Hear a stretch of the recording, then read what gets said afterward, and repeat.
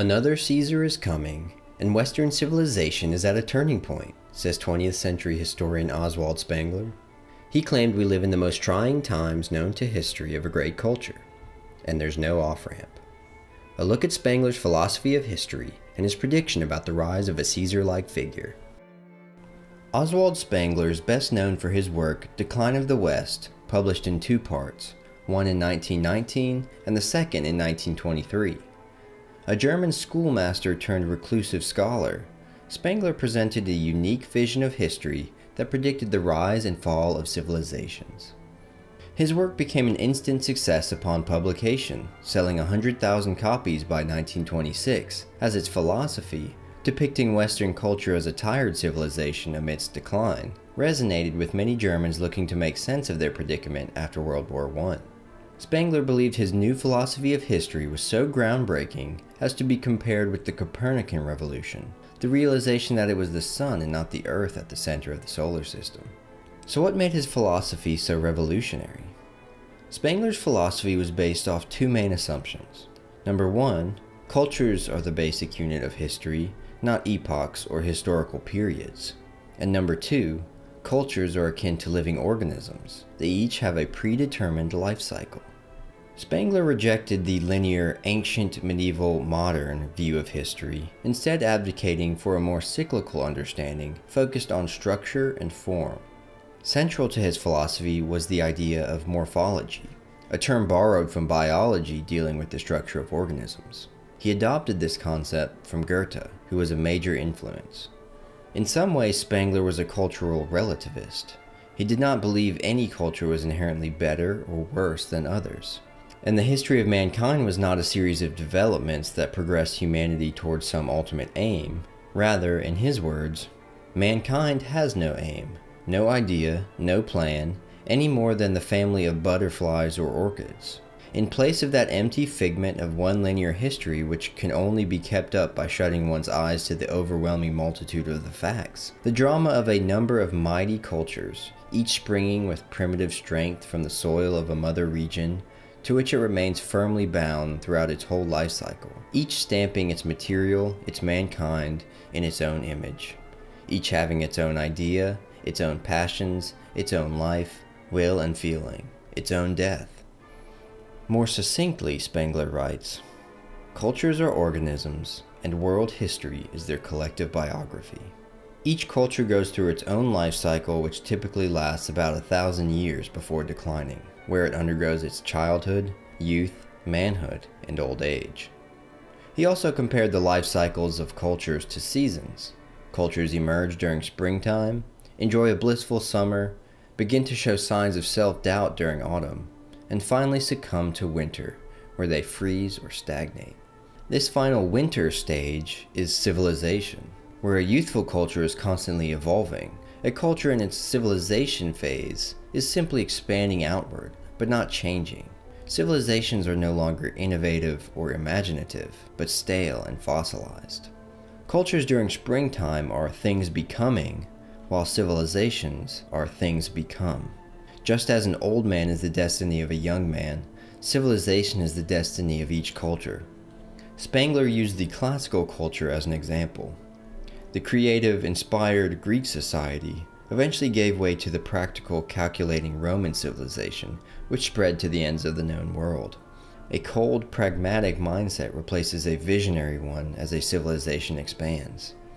This mindset shift is best embodied by the juxtaposition of city dwellers who make up the civilization versus rural-born true types who comprise a growing spring and summertime culture. Spengler asserted that civilizations are marked by the prevalence of massive world cities, which give rise to a people who are rootless, clever, unfruitful, and contemptuous of their rural counterparts. Spengler identified 8 world-significant or high cultures that have fulfilled, or were in the process of fulfilling, their life cycle. They are the Babylonian, Egyptian, Indic, Cynic, Mesoamerican, Classical or Apollonian, Arabian or Magian, and finally Western or Faustian. Each culture is unique, but the overall life structures of cultures are remarkably similar. In fact, understanding where a culture is in its life cycle means one can forecast its future. Spengler's morphological view of history was therefore predictive. Thus, a main thesis of Decline of the West is to use Spengler's framework to predict where Western culture is ultimately headed. As the title suggests, Spengler envisioned that Western culture was reaching fulfillment. Notably, he predicted that it nears its final stage, called caesarism. Spengler believed a charismatic figure like Caesar inevitably emerges when the expansion of a civilization reaches its height, while the arts and sciences fail to create anything new. Caesarism signals the end of a civilization. In the classical culture, for example, its civilization stage began around the time of Alexander's conquest and finally culminated in the rise of Julius Caesar, where Caesarism gets its name. Spengler believed the rise of a Caesar figure was inevitable once a civilization's expansion has reached unmanageable levels, creating problems internally and from external foes. The way from Alexander to Caesar is unambiguous and unavoidable, and the strongest nation of any and every culture, consciously or unconsciously, willing or unwilling, has had to tread it. From the rigor of these facts, there is no refuge. So why did he believe the West was now approaching Caesarism? A few symptoms forebode the rise of Caesarism. A battling society of nations, where the size and scale of warfare increases, an accelerating demolition of ancient forms, a forsaking of old traditions and institutions, and finally, dictatorial money economics, which uses democracy as a weapon.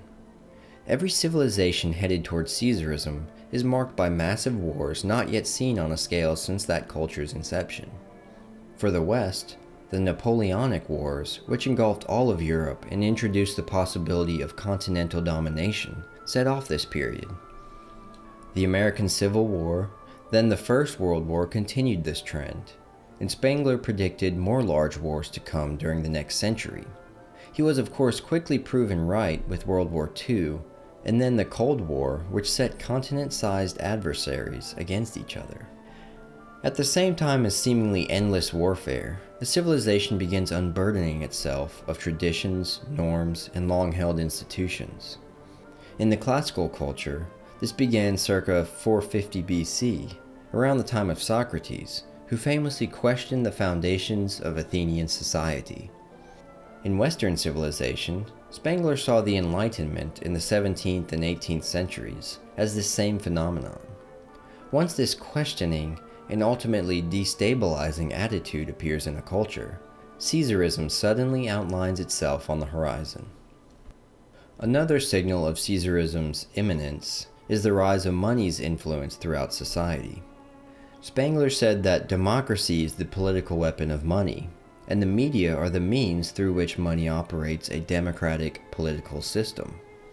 Money, not birthright or meritocracy, becomes the deciding factor in determining the course of the civilization. Those with the most money make the laws themselves in their interests, and to that end they make use of the tool that they have made for themselves, democracy. Here, democracy is simply the bought and paid for mechanism of the moneyed class. Since money controls media, lawmakers, and institutions, the oligarchs can also manipulate the people into supporting their interests. Spengler therefore pins democracy as the will of the subsidized party. Once again using the classical culture as an example, Spengler juxtaposes ancient Greece and Rome. One can understand Greek society without ever discussing money, but in Rome's late republic or empire phases, it is impossible to comprehend the political struggles and historical turning points without first following the money. Cash dominates every facet of life in late civilizations. Caesarism is thus a reaction against this system, where raw political or even physical power is wielded to subdue this dictature of money. To some, the Caesar figure comes as a liberator against the status quo. Spengler writes, "The coming of Caesarism breaks the dictature of money and its political weapon, democracy. After a long triumph of world city economy and its interests over political creative force, the political side of life manifests itself, after all, as the stronger of the two. The sword is victorious over the money. The master will subdues again the plunderer will. And Spengler concisely sums up the tension between the moneyed interests and the Caesar figure, who uses force to accomplish his goal. Money is overthrown and abolished only by blood. Spengler believed all these signs were being realized during his own time, and predicted that the next Caesar figure would arise in the next century, placing him sometime around the 2020s. This makes Spengler's work especially intriguing, as some question whether the next Caesar figure has already arrived. Though he is often viewed as overly deterministic, Spengler did not think his philosophy was a reason to abdicate one's responsibility. Rather, one must accept the state of things and strive to live well during difficult times. Spengler writes, "The alternatives now are to stand fast or go under. There is no middle course. It falls to us to live in the most trying times known to history of a great culture." Decline of the West remains one of the most intriguing and perspective-shifting visions yet put forth as a philosophy of history. Many of Spengler's predictions have come to fruition, but soon, if his philosophy proves true, Western civilization will be confronted with these trying times. The question remains, how will we react?